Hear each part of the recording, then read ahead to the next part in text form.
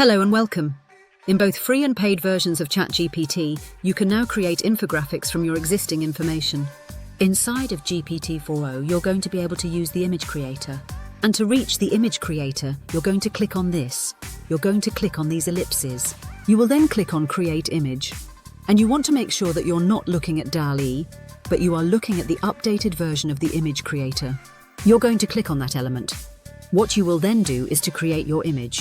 Now, if what you're doing is you're going to be taking some of your existing information and turning that into an infographic, you want to click this button. You want to grab the file and upload it here.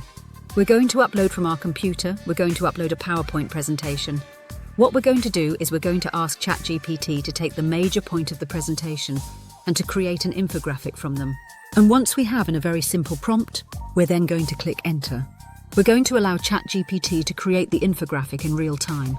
Now, this is not an instantaneous process in some cases, especially when you're creating an infographic, so you do want to give it time.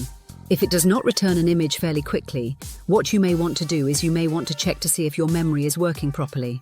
Now, in this particular case, it's just taking a long time because this is a complex piece of information, and we are also asking it to do something complex, which is to create an infographic.